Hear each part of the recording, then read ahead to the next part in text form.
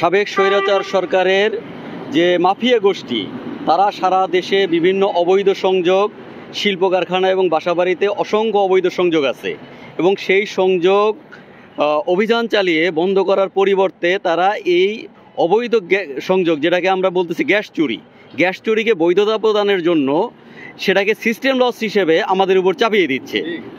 তো আমরা তো সিস্টেম লস মানে কি, যে আমাদের সিস্টেমে কোনো লস হয় না, আমাদের এটা হচ্ছে উচ্চচাপ সম্পন্ন গ্যাস লাইন, 30 ইঞ্চি বা 20 ইঞ্চি বা আরও কোনো জায়গায় আরও বৃহৎ পরিসরে গ্যাস লাইন আছে। তো এইখানে মানে টেকনিক্যালি কোনো ধরনের মানে গ্যাসের সিস্টেম লস হওয়ার কোনো সুযোগ নাই।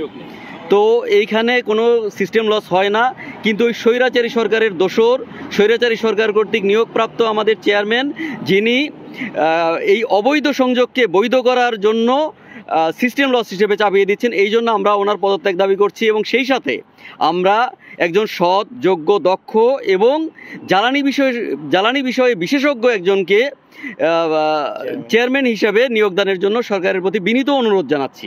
আজকের দাবি পেট্রোবাংলার বর্তমান চেয়ারম্যান জনাব জ্ঞানেন্দ্রনাথ সরকারের অপসারণ। তো অপসারণের পক্ষে যুক্তি হচ্ছে, উনি পেট্রো সেক্টরের অভিভাবক হিসাবে কাজ না করে উনি অবৈধভাবে গ্যাস চুরির যে সিন্ডিকেট, সেই সিন্ডিকেটের অভিভাবক হিসাবে কাজ করছেন এবং এই চুরি হয়ে যাওয়া গ্যাস, এটাকে এই জ্বালানি, এই গ্যাস সরবরাহ সংশ্লিষ্ট সঞ্চালন এবং সরবরাহ সংশ্লিষ্ট প্রতিষ্ঠানগুলোর উপরে সিস্টেম লস হিসাবে চাপিয়ে দেওয়ার চেষ্টা করছেন। সিস্টেম লসের আড়ালে যেন চুরি অবিরত চলতে থাকে।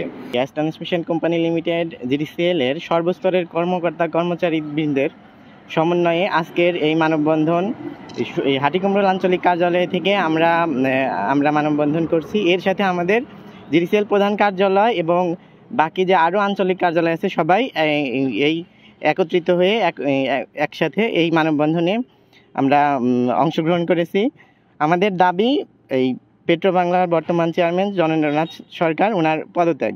উনি এই চুরি, গ্যাস চুরি এবং অবৈধ সংযোগ, এটা বৈধতা সিস্টেম লস নামে জিডিসিএলের উপরে এবং অন্যান্য কোম্পানির উপরে চাপিয়ে দেওয়ার চেষ্টা করছে এবং এই পেট্রোবাংলার আওতাধীন যে 13টা কোম্পানি, সব এই কোম্পানিগুলোর মধ্যে বিশৃঙ্খলা এবং অস্থিরতা সৃষ্টি করার চেষ্টা করছে।